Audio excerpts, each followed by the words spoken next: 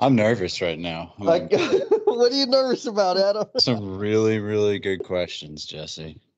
You've Okay. really, you're really helping make me better. I don't know if you know that or not, but man, I am so thankful for you. Like your ability to ask questions is pretty profound. I'll just put it to you that way. That's why I'm nervous. And I wish you could hear my sound effects because I got the scary one going. Oh, yeah. That's my buddy, Mr. Adam Hoots. He began his career as a plumber's apprentice, and you're going to hear a pretty funny little story about how he got that first job. And now he's a major contributor in bringing respect back to the trade. So now you know why he's on the show. In the next 80 minutes or so, Adam is going to get you pumped up about some super cool things that are happening in our industry and what the future looks like for us. And he also lays down the wisdom he uses for selecting the mentors in his life and living his purpose. He's also a cheater, not that kind of cheater. Adam cheated and asked me a couple of questions and got me to reveal my ikigai. What's an ikigai? Well, stay tuned and you will find out exactly what Ikigai is. And a little reminder that we do have a Patreon account where you can sign up. All of your contributions are going to go to keeping us commercial free and helping us enhance some of the stuff. You know, now we're using the script and we're doing some other little things because we got a little bit of cash coming in that'll help improve the quality of these podcasts for you. And I'm going to stop talking. And you're going to start listening to Mr. Adam Hoots. Here we go. The whole point of this is to highlight the careers in the trades. And we do that by honoring you and sharing your story. We're going to honor the tradespeople, the important people, because my story don't really matter, Jesse. I'm just like an old washed up trades guy now. Yeah, but that's the thing. There's tradespeople out there that think they're limited. There's a cap on them. And you're proof that there isn't. And then there's people out there that think tradespeople are just only ever going to be tradespeople. And you're proof that that's false. So it's providing an image for people to see that says, yeah, what you thought is wrong. But it's really the disrespect that drove me out. Nobody wants to live like that. That's what we're going to change, man. I almost feel a little guilty for encouraging people like come into the trades because we haven't fixed that respect for your existence thing yet. Well, here we are with Mr. Adam Hoots coming in from South Carolina. Adam, can you guess where I'm at, man? New York City? Not yet. I'm in Kansas City today. Kansas City. Trying to work off a big giant beef rib that I had out at Jack Black Barbecue. And I got to say it, Kansas City barbecue is the best. I plead the fifth. You were too quick. You were in and out here. You didn't give us a chance. One day.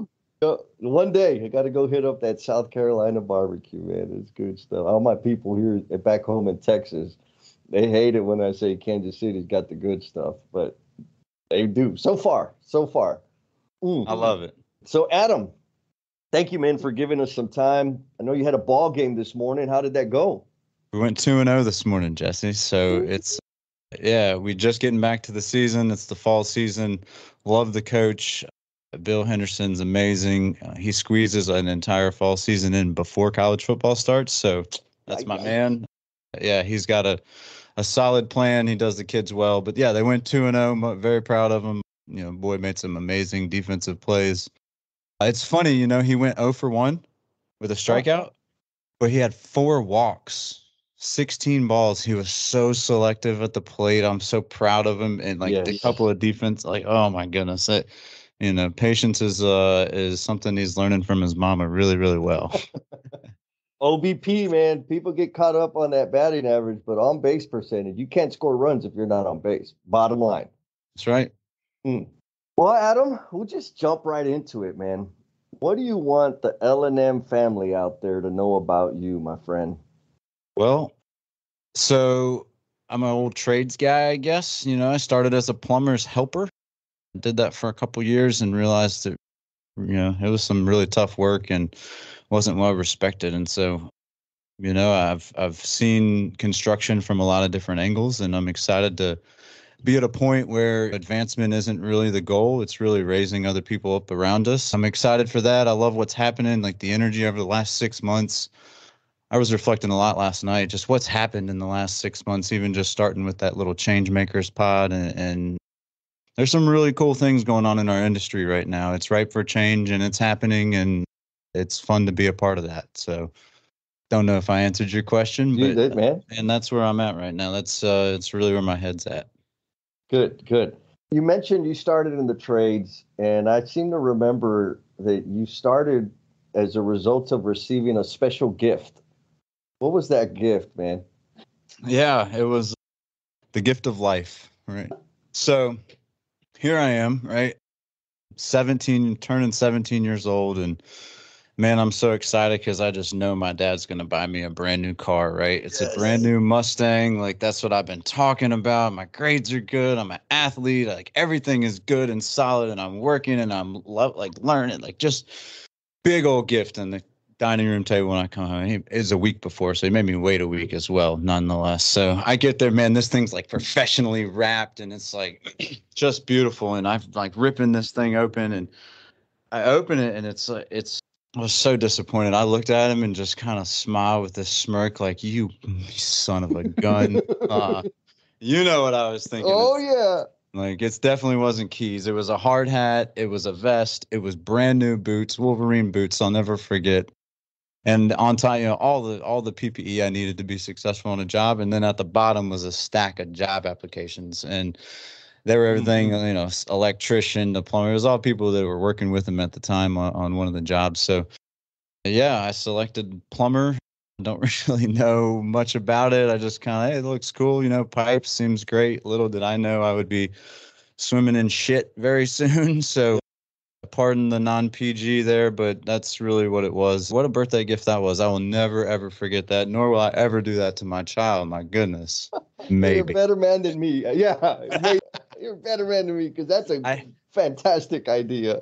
It's one of those things. I hated him at the time, but man, right now, looking back on it, it's like, okay, I get the purpose. Like, I understand what he did, why he did it, instilled work ethic in me and a respect for that person and that person's existence. And so, again, just recognizing, when you're walking a job and, you grab that and you're like helping them sweep or picking up the trash, like doing things that like you shouldn't normally that's not your role. And so it just adds a sense of empowerment and engagement, like you were one.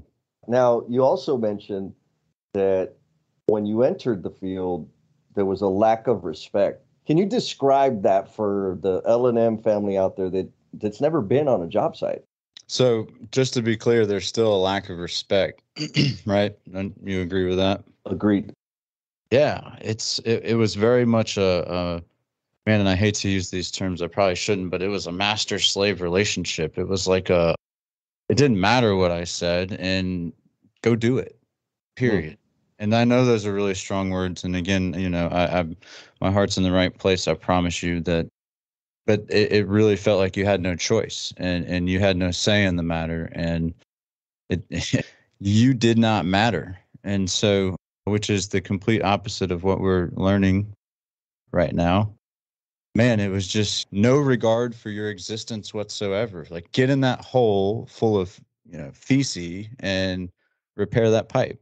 And you're looking at them like, I don't even know what repair that pipe means. And so you're down there like trying to figure out what size pipe it is and like all this wasted motion when a true plumber would have, looked at it at 4-inch PVC, give me, a couple of fittings and a stock pipe. Let's hop down, clean it up and, go and make it go. So, but you don't know that at that. And so they toss you in the hole and they're just laughing at you. Like, you don't know what you're doing. And then you're riding home, right, to get back home, and you have Cavalier Z24 with no AC, and it's black in Orlando, Florida. And you're just got out of a nasty hole and you drive, you're like the disrespect for yourself, even like, not just, how do you respect yourself when you don't have a say? You've shut your mouth the whole day. You've been swimming in crap the whole day. And now you're driving across, and I hated my dad the whole time. Like, man, what are you doing to me? But you know what? It's hard to explain, but it's it's essential, right? Like you become essential to society in such a way that nobody else is, and things don't work right without you. And so when you start to understand that, that brings a whole new sense of respect to the manor. And so that's what I love about learnings and missteps and everything that you do, Jesse, is changing the image of this of the skilled trades, right? Like you're a plumber, man, and you got a podcast, and you're like, man, you were a lean manager at $1 billion, like, and now you're doing crazy things with lifetime and like safety, and you're taking it to all new levels. And so you're a plumber, man, and look what you're doing. Like, look what you started. That's so cool to see that come to fruition. And I admire that and want to encourage others and empower others to make that happen.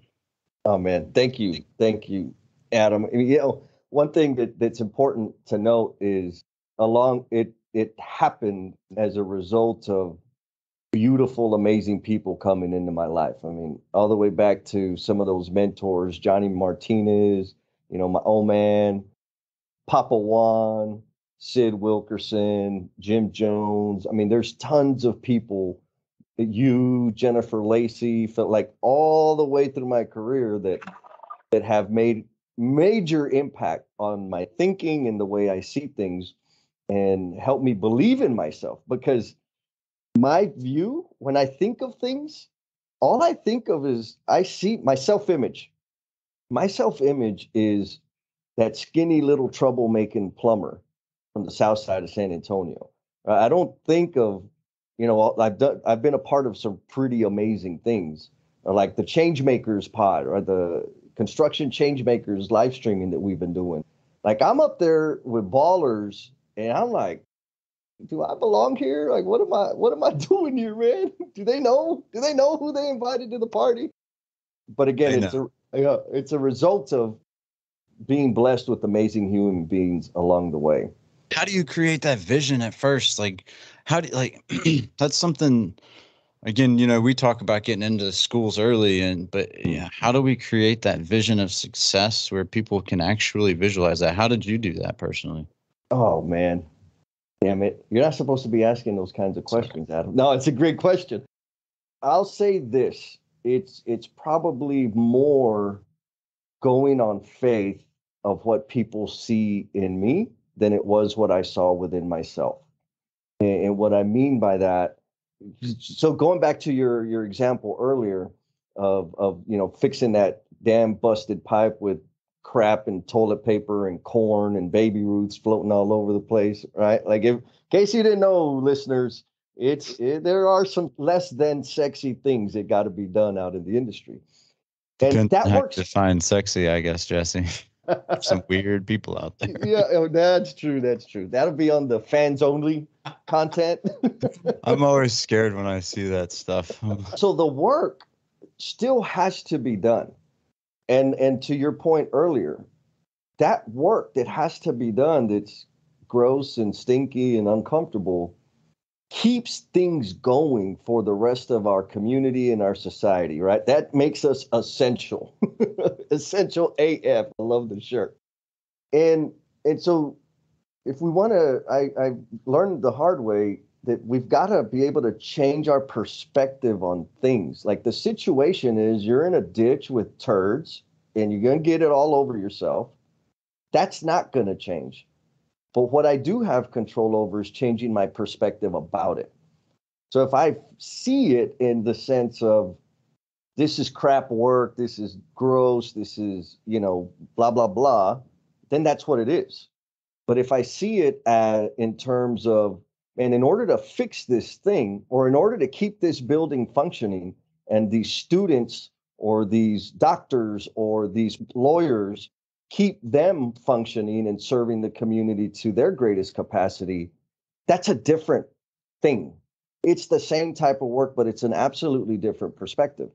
Don't get me wrong. Early on, I was not able to change my perspective on things, except that there were some really good people around me that would challenge me. I swear, for the longest time, I worked for TD Industries for 17 years, and I worked for Turner Construction for just over 3 years. And the same old generic question: where do you see yourself in 5 years? Right? Like, come on, man, give me something good. my answer was always my dream where I want to be is making more money with less responsibility, working from 7 a.m. to 3:30 p.m. That's where I want to be in 5 years. And everybody responded just like you did right now. Like, what the hell are you talking about? My point is, it is very easy. It's a very comfortable space for me to go and lay out some sanitary line, install some hangers, run some pipe, get it tested, make all the letters read the same way, make it flow appropriately, no leaks. Like, that's a day, man. But like your deal up there, capability development. There were capabilities within me that had I only done that, those capabilities would not have been developed. And had I not developed those capabilities, I would have underserved my community. And so there were people in my life that continued to challenge me and said, go to apprenticeship school, man. You need to go to apprenticeship school so you can learn the trade, not just how to do it, but the design and what's going on behind that. And after that, it was like, go to night school so you can start learning about business, construction, business management, blah, blah, blah. Like, okay, I could do that. Then it was like, you need to go start studying leadership so that you can learn how to serve people and support people. And so it was this type of thing that people kept feeding me. And I'm telling you, at the time, I mean, even apprenticeship, I'm like, shit, man, can I make it? Do I even have what it takes? And that's always the question. Do I even have what it takes? And so far, the answer is hell yeah. And so that's how I got here. The other part is, as you know, maybe the last 5 years, I recognized, I matured. I think I matured from seeing people as competition and letting competition trigger collaboration. Like when I get I automatically to this date, I meet somebody and they sound smarter than me. I'm like, okay, it's on. I'm gonna take your ass down. But I gotta let that trigger me. Like, no. I can learn from this person. And we can do great things together, but I've got to disconnect from my ego. When I started understanding that, it's like, okay, what I need to do is be very selective about who I share my thoughts with and take ideas from. And they are going to be people that I've got to look up to. Because if they're people that I can look up to, I am going in that direction. That's the direction I want to go. And so it's evolved over time, but that's where I'm at now. Did I even touch on the question you asked? Yes, and you got my mind running in so many different directions. So you said something earlier, and I have it written behind me, and I'm starting to dive into it. But language action, Hal Maycomer's kind of taking me down this trip, and I'm so looking forward to the journey. But I've started with capability development with Dean Reed, and I've discovered habits and mindset. I love that word mindset, because Yep. we talk about visualizing things and seeing it in action and believing that you can do it and then doing it, right? We talked, even exchanged texts earlier with Jen on attitudes and behaviors and how that reinforces success and systems. You also mentioned something that I've done a little bit of research on cognitive dissonance. Mm-hmm. And that's that feeling that you described of like, am I good enough? Can I actually pull it off? And I'll tell you, that never stops, right? And that holds a lot of people back from going and doing and changing the world. And when you can approach a situation with just the confidence and calmness and understanding that I can live in the moment and I can help these people grow around me while still growing with them. Yeah. And that's the part I think a lot of folks often miss, is that growth is always two ways, internal and external. And so it's really about driving the need for additional, like getting outside your comfort zone, getting through that fear, like fighting through that fear to be able to develop and get better over time. So yeah, I love the answer. And again, it's that vision. It's why some people struggle. They've never seen a member of their family be successful, or they've only seen a member of their family be successful up to a certain point, right? Like maybe there's no millionaires in their family. So is it really a possibility? Because nobody that looks like me has done that. We'll leave it at that because I don't want to dive too far off the deep end, or we'll be here all day. No, but you nailed it. I mean, and that's the purpose for the podcast, is so that people can see that. They can see, yeah, I'm in a ditch, but I can get there. Or the other people that walk by the ditch and say, man, look at them crummy ass construction workers. Now they're going to hear this and they say, man, listen to this dude. Adam is like deep. Like he knows what he's talking about. He's got real deep insight to how the human psyche works. And most people wouldn't think twice about that. Like the last interview I had with Mr. Kevin Chase. I mean, he's a construction professional, phenomenal dude. And I asked him straight, I'm like, dude, before you got into construction, what did you think of construction workers? He's like, man, like, honestly, I didn't think much about them because the image that is portrayed out there is, just loud mouth, smack talking, cigar chewing, cussing, no cigar chewing. Well, busted. Not pleasant to be around, always stopping me from getting places efficient and fast, like always making me stop. You got it. And that's why I love having guests like you on the show, because you've come a long way. And it wasn't by accident, and it wasn't through privilege. It was through work and dedication. So we started talking about how respect is lacking in the industry, and your experience as a first year plumber's helper right out of the gate. And you also mentioned that we're still lacking respect for the trades. Tell us more about that. What are your thoughts there? Well, for ultra clarity's sake, I'm a white male, so I do have a certain privilege that's associated with that. So Fair you made enough. a statement that I didn't have a privilege earlier, and I just want to clarify that I do understand my position from that perspective. And so, again, not to jump off the deep end there, but I do value and appreciate that word. That's what I'm talking about. Like, that's why you're badass. Like, you just straight up owned the privilege thing, where that's a touchy subject for a lot of people. So thank you for that. Man, I applaud you. Have you've seen the video on Facebook? I'm sure you're enough social media engaged where, like, if you have two parents that loved you, express love, take a step forward, and they're all yeah, $100, man.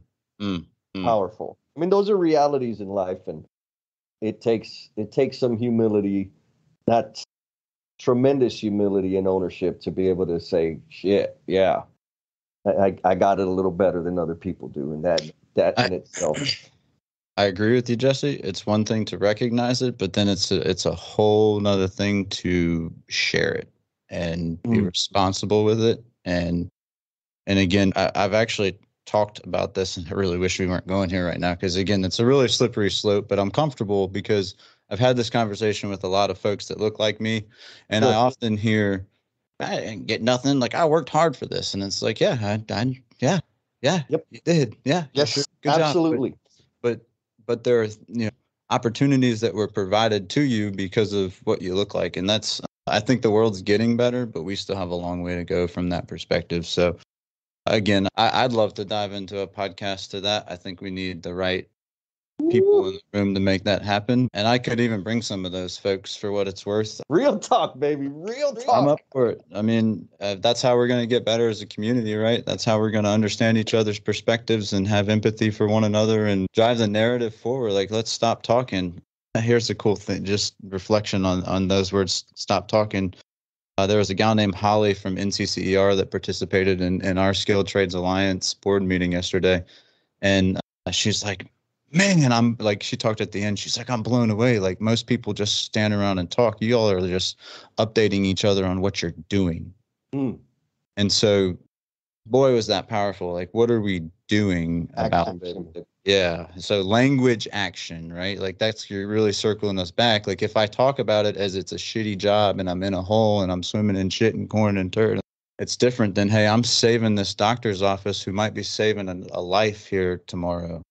When you start approaching it from that mindset and using that language, all of a sudden your action becomes respected. And then from inside out, right? Like, so to me, you asked about where are we missing respect. Like, to me, it's inside out. If we don't respect our craft workers as the supervisors, as managers, superintendents, as tradesmen, foremen, crew leaders, how do we ever expect anybody? How do we expect that room to stay the same when I exchange my three-piece vest for my construction vest? Like if we don't respect the worker, how will we be respected? And so it's about giving. It's about, elevating, as Miss Jen Lacey would say, right? Elevating others and empowering them. I mean, why would you not want them to make these decisions? They're closest to the information, and let them innovate. Let them like, wow, what? Like Toyota taught us this. Like, pull the cord if you need to stop it. We gotta empower folks. We gotta stop treating them like robots. That is a little side hustle of mine. If anybody needs to buy a human collaborative robot, you let me know. Sorry, a shameless plug, but I do feel like humans do a lot of jobs that robots should do to allow humans to innovate and do more research and development and empower them in ways that they're not currently empowered. And so that's my passion there on that side. But yeah, I just, until we can respect the worker internally, and that goes from all stages of putting them in the wrong situation, or simply let's talk about the porta-johns on the site, or whatever else might be the disrespect, just the top down driving or disrespectful dictatorship leadership.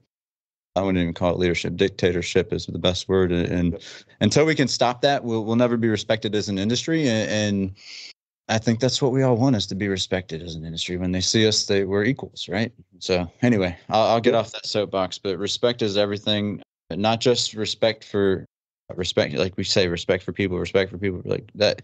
In the Zulu tribe in Africa, I think I've told you this already, Sayubona. And I don't know if I pronounced it right. I probably didn't, but I did my best. Sayubona in the Zulu African tribe literally means, I see you and I recognize that you exist as a human being. That's how they greet each other. They don't say, hey, hello, how are you? Hey, yeah.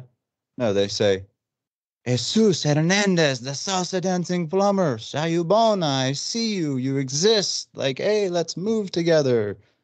That's a big difference in being like, hey, how are you? I've heard this said by some pretty damn smart people. People just want to matter. You heard that before, Adam? Yeah, I said that in a conference. I can't even do. Actually, I just traded Jen vibe with your tribe. I'm pretty sure I took that from someone else. I traded her on LinkedIn today for that phrase, for people just want to matter. So yeah, I think I can claim that one now. I'm not really sure. I actually, I'm rereading because I'm trying to help Jason write a book on project engineers, but and he's all about how to win friends and influence people. And so I'm rereading that by Dale Carnegie, and they say people just want to feel important in the book, which is the same concept, right? So yeah, you have my mind going so many different ways. So you mentioned Skilled Trades Alliance. I think our audience needs to know a little bit more about that.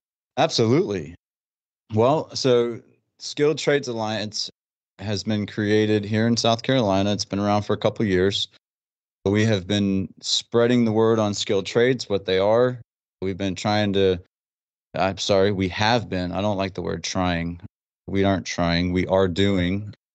It is a language action thing, right? So we are getting into schools. We have, K to fourth, fifth to seventh, eighth and ninth, and then 10th to 12th, technical and college activities, presentations, information to help folks understand what the skilled trades are. We're partnered with NCCER, who's been an amazing spot. Like, they have just helped us with so many marketing materials and getting the word out. And man, Chrissy Dalton is now her. Like, I met her 2 or 3 years ago in a Kurt conference in Phoenix, I believe, and it was like a young leaders group, and she's the director of public relations and marketing, I believe, at NCCR, and she is just like unbelievable, fantastically awesome.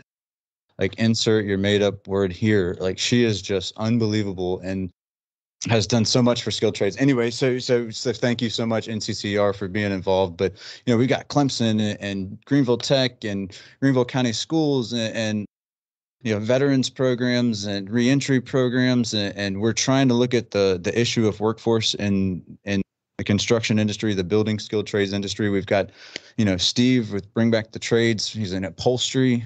So like we were approaching this thing from a lot of different angles, trying to get the word out, trying to spread awareness of all the amazing programs that people are doing. There's so many amazing programs out there, but there's nobody that's like highlighting them all. And so I'm excited to announce that, Jesse, and what a place to do it right on your podcast, that Jesse and the team has pressured me enough that I'm going to put this new Roadcaster to Pro to the test, and we're going to do a little Skilled Trades Alliance podcast once a month where we're going to highlight programs that are going on, existing programs that, if it's, Build Your Future with AGC or any of these others that, build your career. Like there's all kinds of them. I think Build Your Futures, NCCR, Build Your Careers, maybe AGCC. Everybody's doing like similar things. Like how do we align and how do we take like the blueprints from each one of them and then make the best program ever? And not saying Skilled Trades Alliance wants to make that program. We just want to make everybody aware of everything that's going on out there because there's so many different things going on. We're tired of people like just sitting back saying, oh, well, this skilled trades. Nobody wants to go. Nobody can't quality work. Cool. It's like, no, we're doing stuff, right? Like we're encouraging, we're teaching kids what they are. We're teaching reentry programs what they are. We're teaching veterans. We're teaching homeless. We want to go and serve underserved populations, those with disabilities. We want to modify our workplace to incorporate, folks that have been underserved, like historically underserved, and allow them to take it and run with it. It's the only, Jesse, name me another area where you could have a bucket of tools and a brain of experience and go own your own company. Don't worry. I'll wait. I wish you could hear my sound effects because Jeopardy's playing right now. Oh, we heard a little hint of it. Man, you nailed like yes, and yes. 100%. It is an amazing industry. I love your fire, man, and especially that podcast is going to be coming up. That's going to be some good stuff. So, we started off with you coming into the trade as a plumber's helper. We touched on robotics, your side hustle. You're an executive director on the Skilled Trades Alliance board. You're co-authoring a book. You've got some other side hustles going on. We know you're eloquent, intelligent, and passionate. What were your earliest career aspirations? If you think back to like middle school, you remember? I wanted to be a baseball player. Okay. Or an announcer. For baseball? Yeah, whatever. Whatever. That's interesting. Just wait till you watch a sporting event with me. I can be kind of annoying. You calling all the plays? I mean, but from a scientific perspective, right? And it sounds maybe not so humble of me, but I've been in those shoes a lot. I played baseball and football, and so when I understand the game, like you can imagine me taking things to the next level. Like when I'm playing football, it's like, okay, I'm the quarterback. I know the game. I know the plays. I know the Omaha. Like I recognize the defense, and let's make adjustments on the fly, be agile with it. And so, same with baseball, there's like this part of baseball where it's like this baseball IQ where, if somebody goes to steal a base, right? And there's a fly ball to right field. So the runner's going, there's a fly ball, and I'm playing shortstop.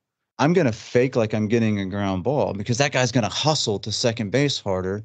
Meanwhile, the guy in right field catches the fly ball, doubles him up at first. And so that's like this baseball IQ, right? I know I'm like probably way a million ways off from the question, but yeah.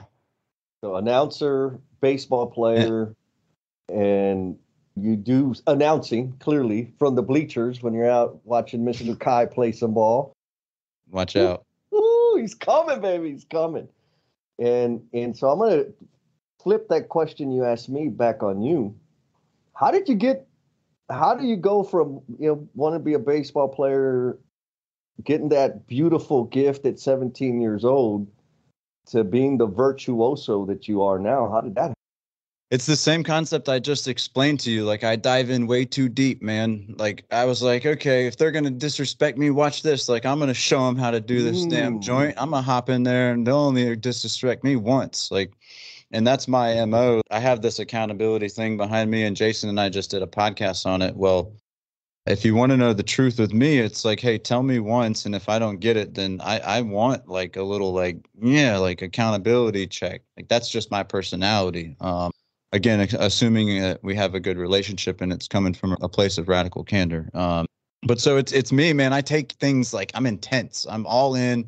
If I dive in and I'm passionate about something and it fits around my icky guy, like I am there. And so, construction, it's hands on. I dove in, I figured it out, I made it happen, and they only laughed at me once. And from that point on, it was like, oh boy, like we better, like, holy cow, might even learn something from this guy. And so it's the same way in plumbing, right? Like as in baseball, I just explained like the, fake play or like a fake throw. In plumbing, it's the same thing. Like you start developing just this understanding of the system and where hangers need to go and what flow needs to look like and how, like, I can order pipe now. And like I slowly increased my capability. There's this concept of the comfort zone. I'm sure you've seen the bubble. We've shared it. We've talked about it. After you get outside your comfort zone, it's that fear zone. But when you can like fly through the fear zone, you get into this learning zone where you really start to develop your capabilities. And then if you keep pushing yourself through this learning and, through this feeling of being overwhelmed, you get into the growth zone where you as a human being are actually growing. And what happens is that expands your comfort zone so that your fear zone becomes like minimal. Anyway, I dove in full force. I used to have a PM. He's now a VP at Whiting Turner. When I used the words full force, he kind of laughed at me. That's not a thing. It's like bullshit. It is now. It's full force, like all in, 100% me, authentic. And I'm going to learn in this small J approach, as we talk about often. And I'm going to take it and be the best damn plumber that I can be. And I did that. And I realized that, I didn't want to be hands-on for my whole life. It is hard work. It's not easy, but it was satisfying. And so I wanted to be close to it, and I wanted to enable, and I wanted to empower the others that were around me. I mean, when I first got on, I was put with a gentleman who had a drinking issue, and he was often allowed me to go and do the work and learn the hard way. And then he wasn't so nice coming back after lunch. That's it though, right? It's all in incrementally improving. And so then you go from there to, well, hell, I don't want to do this. I went extreme opposite. I want to be an architect. I'm going to school for architecture. Like, let's do this. Come on, USF, 5-year degree, master's degree. Let's go, baby. Nice. Architect. Adam Hoots, the architect. So I got really good handwriting. That's why. You do. So folks, those of y'all that are listening, check us out on YouTube. You can see Adam's beautiful flip charts back there with some art and some very nice penmanship. It's worth listening to the whole thing again just to see his penmanship. Now, you talked about the comfort zone, and I imagine we've got some young folks out there listening to this and kind of like, whoa, that sounded kind of complicated. So I want to break it down in Jesse speak. That zone where we're getting to the edge, where the learning's going to happen and the growth is going to explode. When I think of that, like that feeling that I get, because I love living there, right? It's an addiction for me, and it sounds like it's an addiction for you too, Adam, right? It's like, get me there because that's where I want to be, right? Like you're alive. It's the same feeling of being at the high school dance or the middle school dance, and you got to go ask old girl, like, hey, girl, you want to dance? Like, let's dance. Or hey, boy, stop being scared. Come ask me to dance. That feeling, like, all the nerves and like, oh, that's the zone. What do you think, Adam? I love it. And I love that you're calling me out on this like theoretical guy approach. And if I could put it in like a Hoots speak, if you will, I'd put it in this feeling of being like getting ready to go on a roller coaster and, like you're real nervous and you don't know if you want to do it or not. But you do it the first time and you're like, woo, that was fun. Like, we want to do it again. Let's do it again. Like, yeah, one more time. So here's a question, because I know you love my questions. What characteristics do you look for in people that might help you, or that will help you challenge or dance on that edge of the comfort zone? So it's a good question. And I trust you're okay with my silence back. Yeah, man. It's 3 things to me. So first off, I can get outside my comfort zone with just about anybody. Okay. Meaning and with anybody. Meaning we can learn something from every person that we engage with, every person, like even if it's just what temperature it is, or what food they don't like. As again, I hate to keep saying Jen Lacey, but she's such an amazing person that, that's a great icebreaker. Like we just learned something about somebody. And so for me, it's three things. It's one, it's like this person is generally the best of the best at what they do. And this is somebody that's going to pull me outside my comfort zone, right? Like, so they're the best of the best. Put a tennis racket in their hand and man, they're going to crush you in tennis. So you go play some badminton or some backgammon or go read a book and they're going to comprehend it and spit it out, or we're going to go swim laps or we're going to have a debate or insert new thing here. And this person is typically in the better percentage of doing it. Okay. The second thing is because of that, these people who pull me outside my comfort zone work harder than every other person out there. Like they are the first in, last out concept, and not just like busy work, first in, last out, but like productive work, asking questions, creating environments, changing behaviors. These people are the hardest working, best at what they do. And the third one, and I think it's the most important one, and there might be more, but three is just what comes to my head, is they're respectful. They care about people, and they come from a place of caring personally and challenging directly. And that's Kim Scott's radical candor concept, where so if you approach me and you're typically the best of the best at what you do and you're work harder than anybody else, I'm talking like hard and productive and making things happen, and you're simply respectful and care for humanity, we're like, hey, and you can pick these people out when we sit down at lunch and we like engage with the waitress and we're like, hey, how are you? How was your day? And they respond, or do they respond, or do they say, yeah, I'll take the Coke, and those little interactions, I don't remember what book it was I read recent, but those could change life. Like if you assume that those little interactions could change someone's life or save someone's life, even just a smile goes a long way. Money, babe. Watch out. Got the smile on. Nice. Got the effects. And we got the sound effects going now, baby. So those are some pretty amazing criteria, man. And I say amazing because they're universally applicable. And that's to again, for the folks that are listening to this podcast, as a means to challenge their comfort zone. I want to ask this question to help give them some clarity in that, those criterion that you listed, do you only find people that are super educated, super accomplished that meet that criteria? I don't want people to hate me right now, Jesse. Can I plead no contest, or is pleading the fifth? Is that a thing on your show or no? Negative, not on this one. This should be the fans only stuff for what it's worth. I can't believe I'm going to say this. They're going to make so many people mad because so many smart people teach me so much good stuff. I rarely find those qualities in people who are super, super smart. Mic drop. Rarely. For me, it's a hands-on approach. And now don't get me wrong, I do find those people, and boy, when I find those people, I gravitate to them.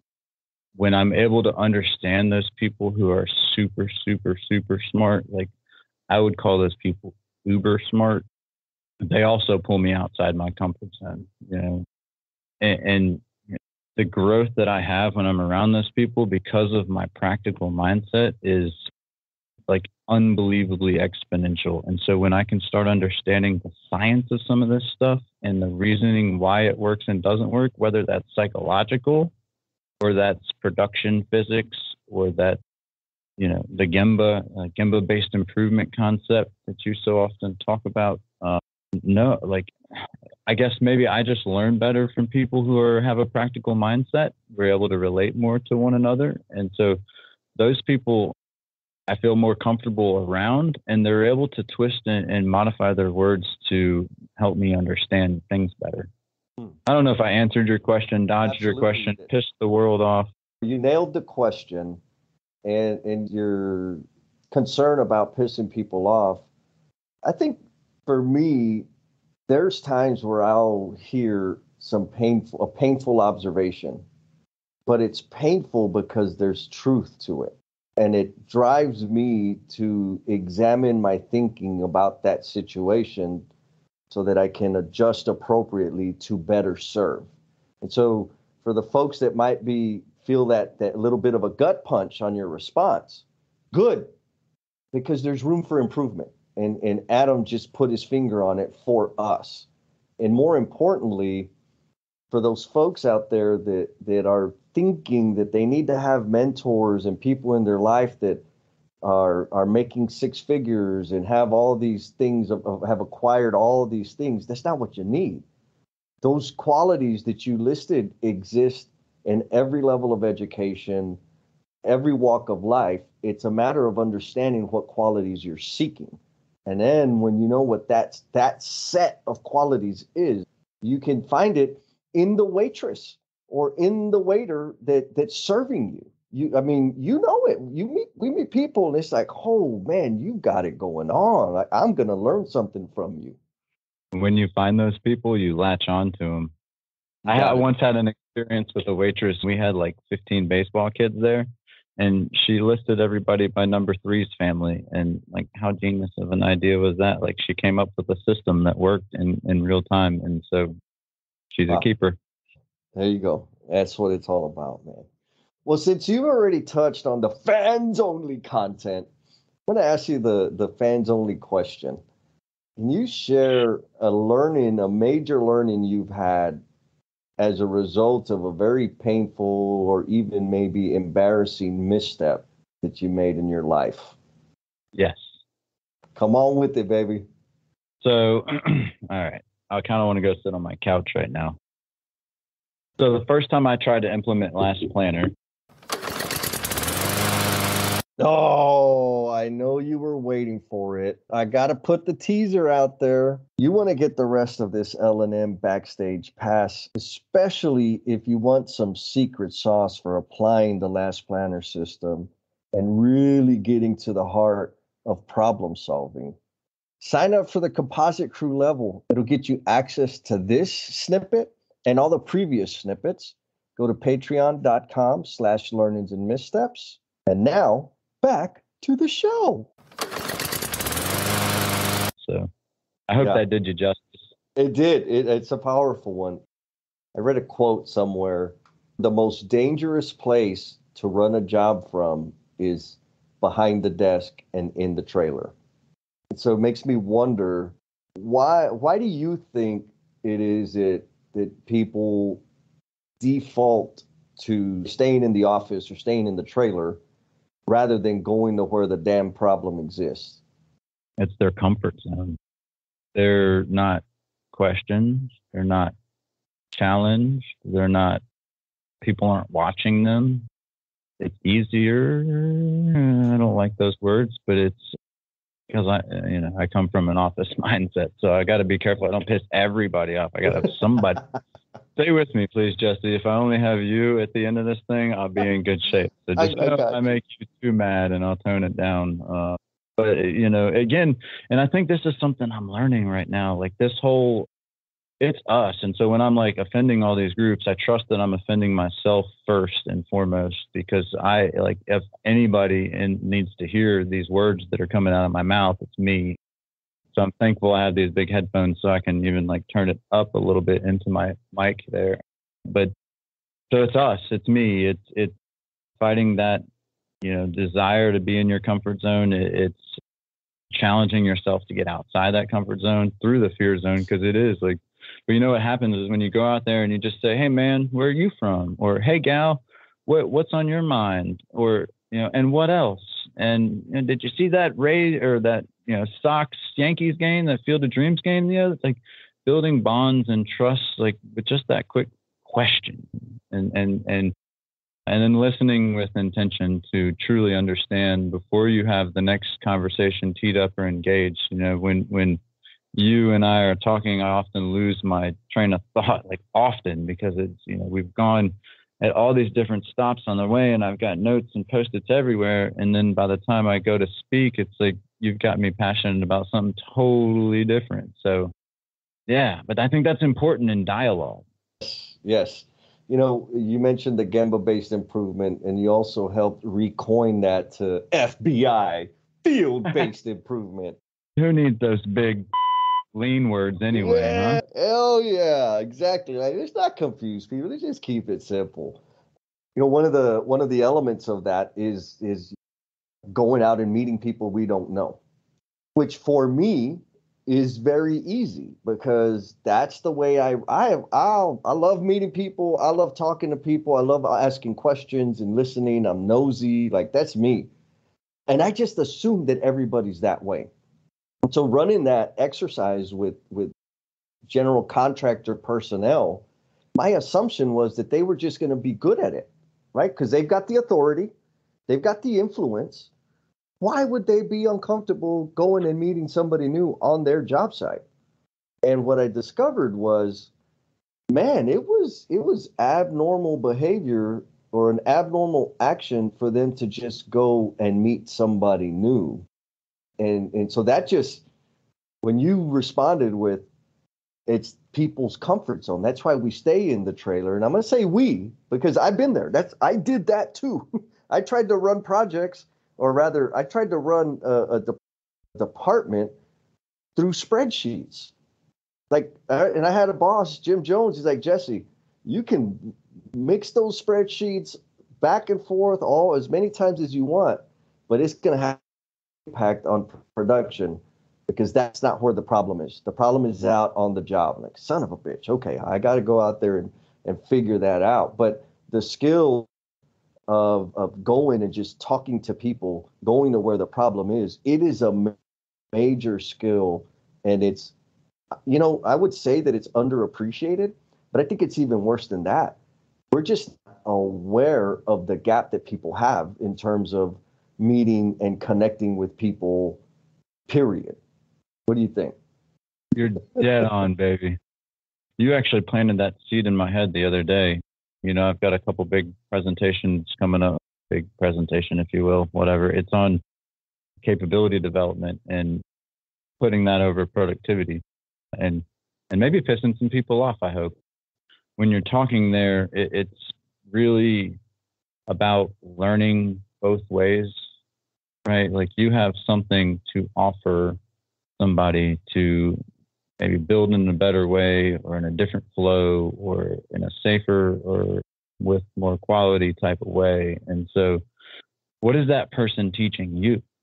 Mm-hmm. And being comfortable with giving up the control like that and allowing somebody else to teach you, and maybe somebody that's not as well educated, or so you think they're not as well educated as you. So just because you've got a 4-year degree and they've got a 30-year degree, they might be able to teach you something. And so it's, being comfortable being uncomfortable, being comfortable giving up the control. Here's something that I don't tell many people, and I'm so excited to share. Maybe some more fans only stuff here. Let me. There we go. Let's see it. Hey. And so there's this concept that I'm like starting to notice, and I don't want to give it this is going to totally screw up our phone calls now. But at the end of a conversation, I want everybody, I challenge your audience, at the end of your conversations, don't be the last one to say goodbye. Don't be the last one to just okay, yeah, you too. Yep. Okay, bye. Oh, yep. Oh, you have a good day. Oh, yeah. No, just make your statement like, Jesse, this was a pleasure, man. I really enjoyed it. Thank you so much for the hospitality. And we'll talk till next time. And then just stop. When you allow somebody to have control of the end of a conversation until the next time, that's a really powerful thing. So anyway, I'm a million miles from where we started, but that's how my brain works. Welcome to my brain, fans only. Just this concept of sharing the privilege maybe, or, allowing somebody else to teach you something, knowing that that person has something in their head that you don't know, that would benefit you. You ultimately grow a bigger bond with that person. Yeah, that is gold. It's absolutely, that's a power skill. I'm gonna start practicing that.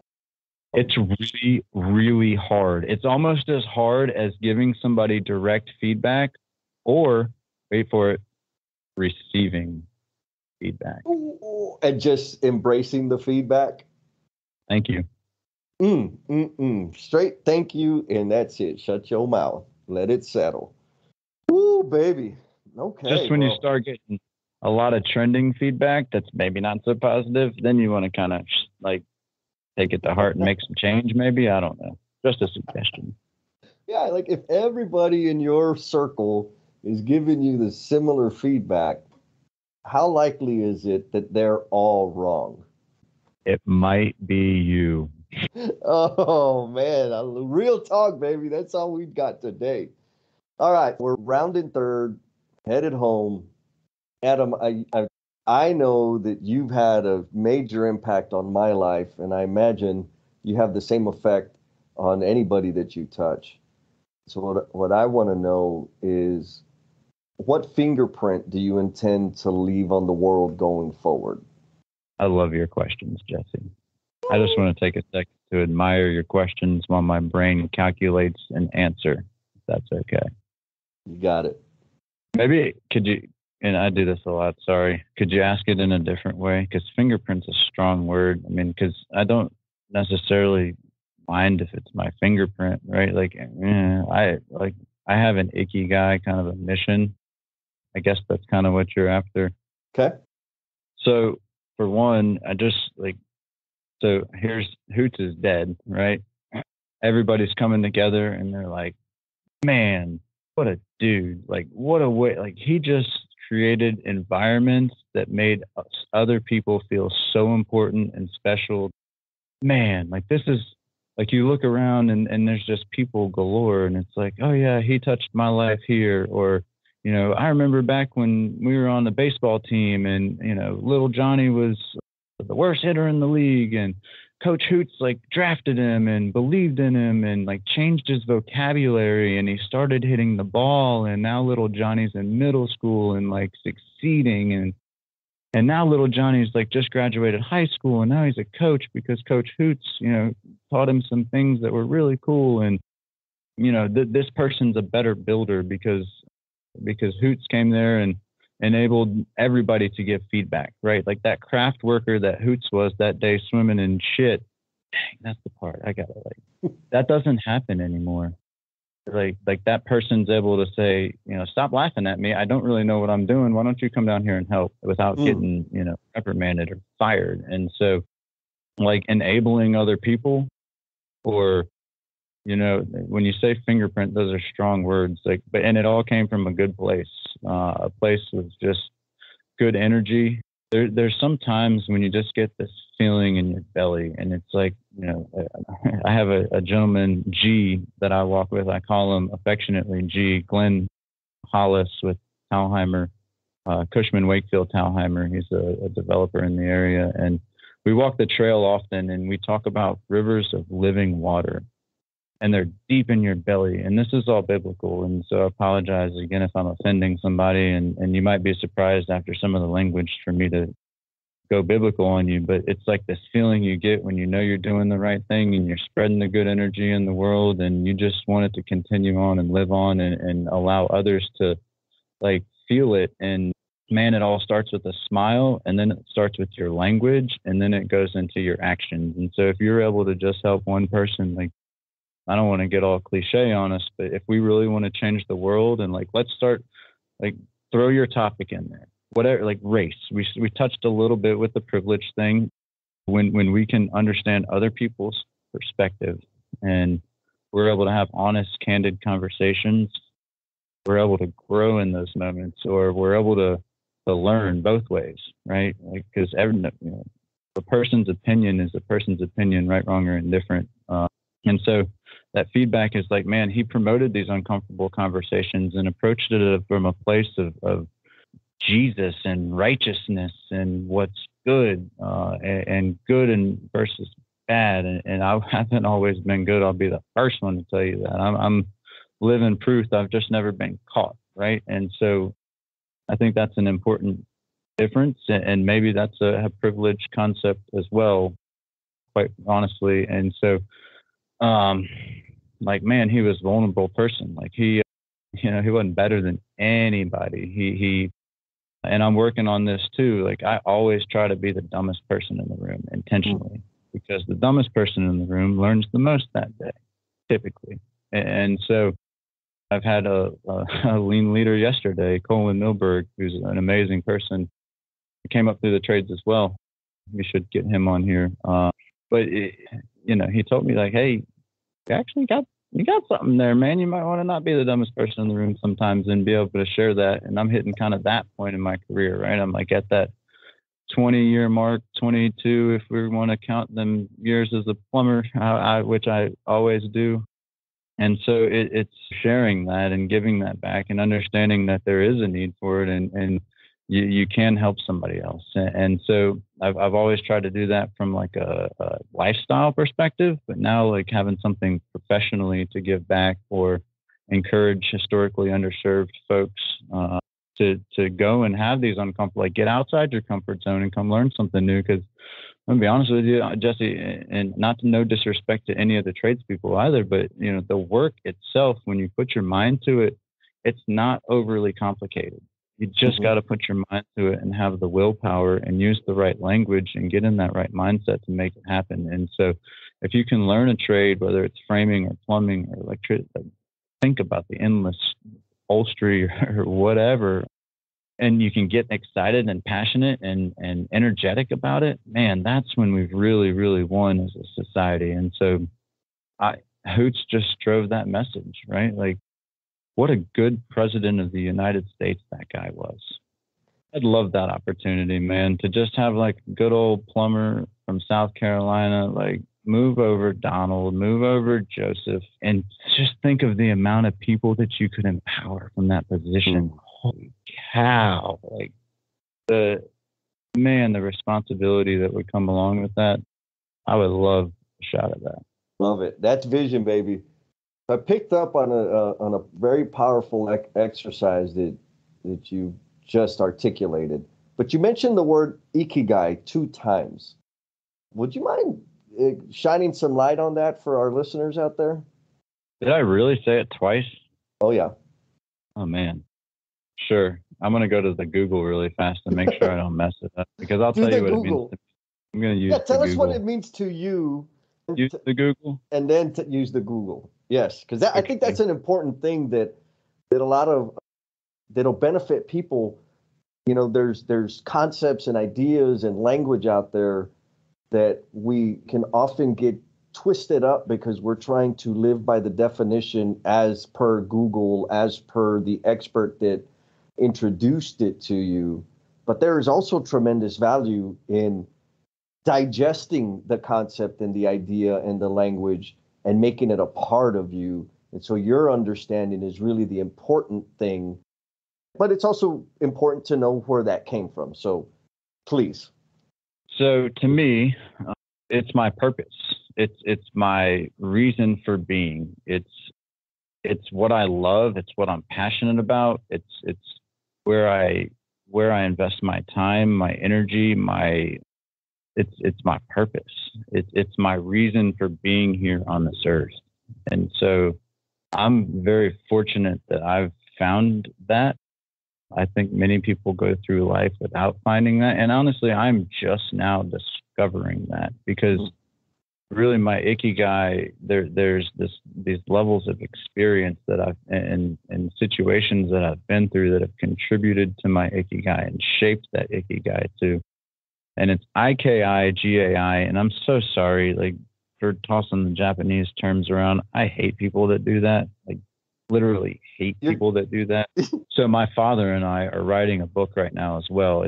I may or may not have mentioned this to you, the Old Dog Lean Thesaurus.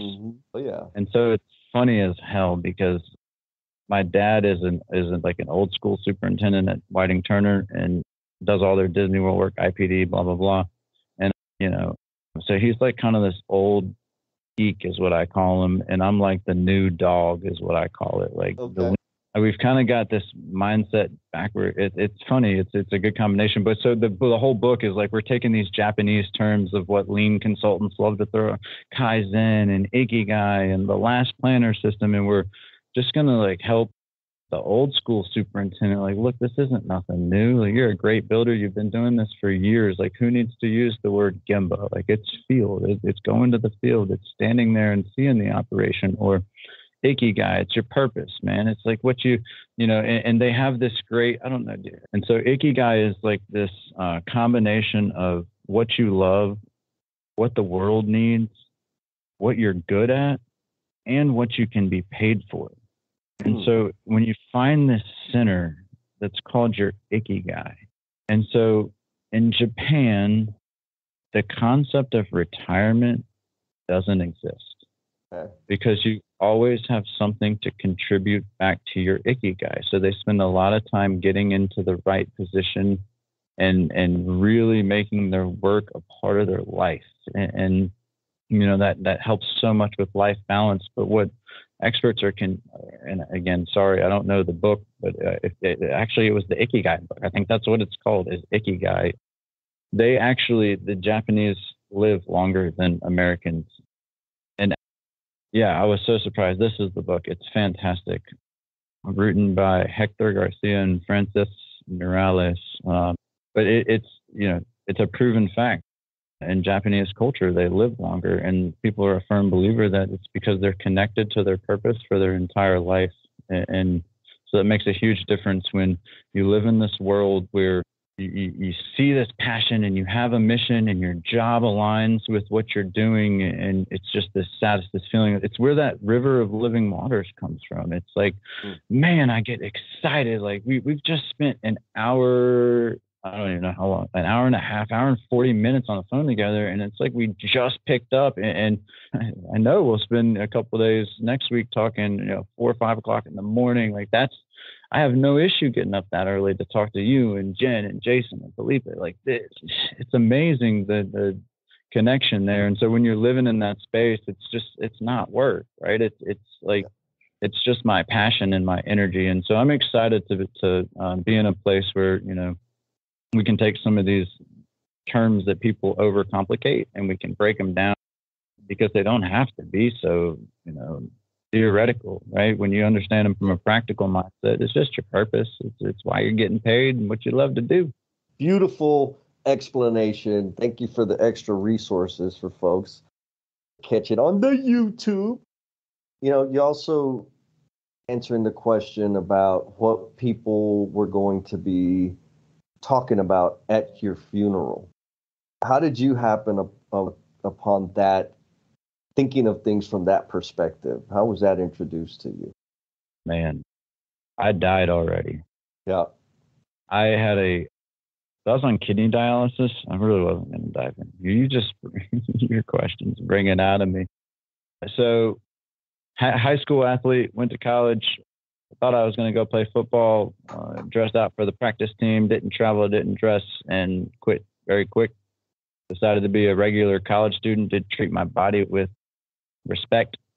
And so at the age of 28, I was put on kidney dialysis. I did have a couple of kidney diseases. I, had more than usual fun as a college student. And so at 28, I went into end-stage renal failure. I was on dialysis for a year and a half, both peritoneal and hemo. I very much encourage the peritoneal for what it's worth. You do it at home. Anyway, if anybody knows folks on dialysis, it is the most miserable life one can expect. You're constantly cleaning yourself. You can't use the restroom. By the end of the day, you feel terrible. The toxins are built up. It's a rough life. And so, I'm a pretty happy-go-lucky dude. I hated life. I wanted to kill myself. It was really, really rough. And my mom was cleared, but had to watch a spot on her lung for a year before she could donate. And so going into that kidney transplant, I was really, really nervous. I was scared. I thought I was going to die. And I discovered lean during that period too, actually trying to, how do I get more out of my life? What is value? understanding that, I don't, again, pulling it from a book, I don't remember which one, but life is like a perspective in a football stadium. You only have about 30,000 days, and each day you get a different view from a different seat. And so that became real to me. And a kidney transplant on January 7th, 2014, I went to sleep on that operating table. And when I woke up, man, I swear like this is heaven. Like I've got perfect kids. Well, I've got perfectly healthy children. I've got, and they're really good. We talk to them a lot. We talk lean concepts. They laugh when I mention lean. And I've got a great group of friends. I got a beautiful wife who loves me and cares. And so I spent a lot of time, kind of getting back to that question, like, what is life like without me here? And that's a serious reflection question, and wrote letters to my family. Like, if I don't wake up, open this, and they still haven't opened them to this day, but they'll have that. And so to be able to leave something like that to your family it's important that we live our life thinking about what are people going to say at my funeral? Like, who's even going to be at my funeral? And what's that party going to be like? When Jesse gets to hang out with my old high school friends, it is going to be fun. I trust that she'll let loose and have a good time. When I woke up and it just, life was so perfect, and the vision is there, and you got another chance. And what's value? I can make coffee in 44 seconds in the morning. I tell that story all the time because I don't want to spend the other 44 seconds it used to take me making coffee for the rest of my life. That's a week. That 44 seconds transitions into a week. And so when we, really look at that, and I will just like pause and mention, Kyle Settle, who was a pre-construction manager for DPR just this past week. God bless his soul. He just passed away. And you stop and think he had 3 young boys and a wife, and he was just like us. He was 37 years old. He was perfectly healthy. He was a Marine he graduated from the Citadel, which is like huge honors. Everything that puts you a leg above everybody. And, perfectly healthy dude, and passed away from COVID this past week. He had a headache and fever on Thursday, and by Tuesday he had passed. And so, in honor of him, it's like, man, what a beautiful guy, like a beautiful soul. Bible study every Friday. He was first one in the office, like loved life, so just full of energy, had his own farm, took care of the animals, the discipline that comes in with that. It happens fast. And so live your life with that expectation of trying to understand what is this, because the world will go on, right? Like it will continue without you. That's a fact. And so do what you can now to modify the world later into this virtuous system. And you do that by putting systems in place, by really diving in and understanding what your ikigai is, and connecting with your purpose, and just loving it, like loving the problems that we have here. Because, if everything were in perfect order, like it will be when we arrive to our final destination, it wouldn't be as entertaining and fun, and you wouldn't have this learning and growth and development and connection to a team. So again, million miles from where we started, but hopefully somewhere within that journey was an answer to your question. Absolutely.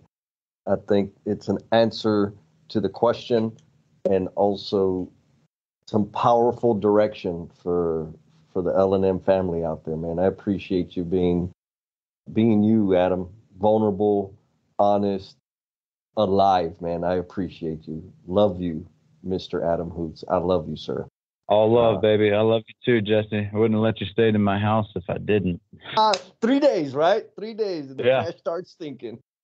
To go, baby. Actually, and you only took one of those. Shame on you. Yeah, that's all right. I got 2 in the bank. Oh, you got 5 in the bank, but not all at once. Cool, man. Well, can I ask you one question? Absolutely, man. What's your ikigai? What's your purpose? So my purpose is to share the gifts and talents that I've been blessed with, in helping people expand their influence within the communities they serve. That's it. You've practiced that. I have. I mean, it took me a lot of reflection to figure out first, like the questions of the ikigai, right? Like, what am I good at? What brings value? All of those things. And, so the first part of it is my sharing my gifts and talents. My gifts and talents, I've been blessed with a lot of them, but I think the strongest ones are connecting with people. And you've touched on it a few times. In connecting with people, I've also been blessed with an ability to kind of pick up on the story that people are telling themselves and ask questions around that cause them to discover something new that they hadn't considered. And that's kind of been a thing. And so then it becomes a question of, well, why does that even matter? Well, it matters because what that can do when I'm responsible with it is help people expand their influence within their community. And community covers career, it covers everything. So if they want to expand, their position with the organization they're working with, we can do that. If they want to expand the depth of love and appreciation they have in their personal relationships, we can do that. If they want to expand their income, like all the things, we can do that. And the only way that, for me, the only way that I'm fulfilling that purpose is by sharing my gifts and talents. And so that also requires me to take ownership of it and get past the cognitive dissonance that you mentioned earlier, where it's easy for me to tell myself that I'm less than, and to remind myself of all the arrests that I've had and all the shitty things that I've done to people and all the hearts that I've broken, the people that I've let down. It's easy for me to dwell in that. But when I dwell in that, I am not sharing my gifts and talents. And so it's also a call to action. So all wrapped up in it, it's exactly that. I've got to share my gifts and talents and help people expand their influence in the communities, because that's what I'm called to do. Like, I cannot ignore it. Even the years that I was trying to dilute the call with substances, with alcohol, with women, with all of the stuff, it would not go away. It was always there. And it wasn't until I fully embraced it, right? I was in rehab, inpatient rehab. And one of the counselors told me that, Jesse, your problem is you're willing to admit that you have a problem. You're willing to stand up and say, hey, I'm Jesse, I'm an addict, or I'm an alcoholic, or, all of the things, because I was addicted to more, period. I just needed and wanted more of everything. He says, you have no problem admitting, your problem is accepting. And I'm like, okay, now we're just playing around with words. And he says, no, what you haven't accepted is that you will not become the promise you are intended to be if you continue to live life this way. And right then and there, it was a laser beam into my soul that said, okay, enough's enough. It's time for you to take ownership for the gifts and the talents that you've been blessed with. And it's time for you to get past your damn self and start serving. So yeah, I've practiced it a little bit. I love it, man.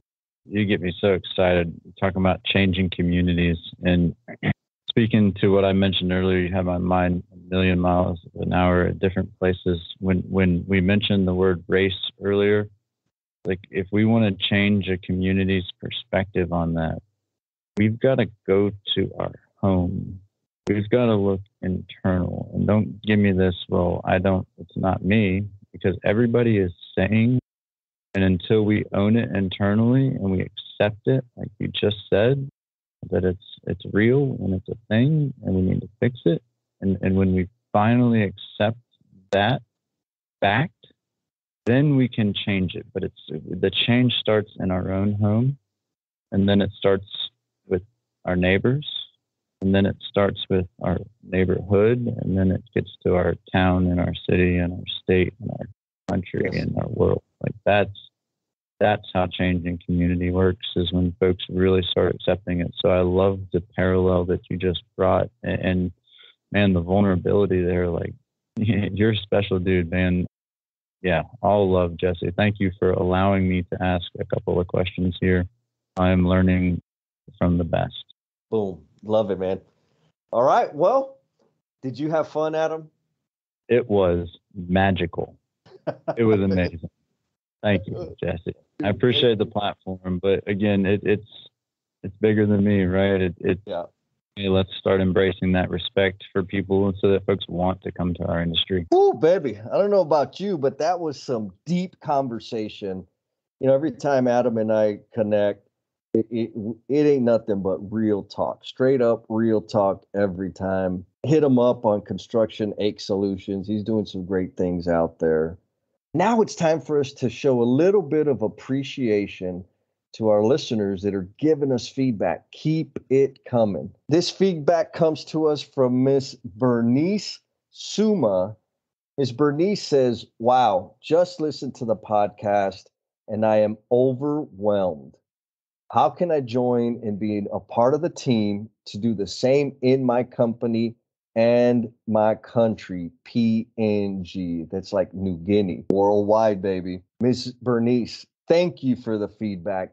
It is extremely meaningful to know that our little podcast here that started in San Antonio, Texas, on the south side of San Antonio, Texas, has reached out and touched you in such a way that you're motivated to do something and get your voice out there.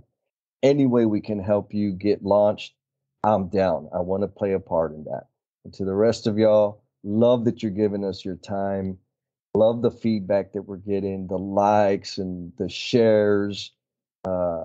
Please, please take care of yourself, be kind to yourselves, and keep an eye out for those little misters and missuses out there that are maybe a little lost and not sure exactly what they want to do for the rest of their life. I mean, hell, I don't know what I want to do for the rest of my life, but maybe you could turn them onto this podcast and show them a different angle of construction professionals. And they may find that it's a little more interesting than they originally thought. We got some live stream events coming up. Hit us up on YouTube. We'll get more details out on our social media stuff. And looking forward to connecting with you again soon. Man, you are one dedicated listener, sticking with us all the way through to the very, very end. Please know that this podcast dies without you. And we invite you to share how the episode is impacting you, along with your thoughts, questions, and suggestions. You've been gracious with your time, so we added social media links in the show notes to make it super easy for you to connect with us. Be kind to yourself, stay cool, and we'll talk at you next time.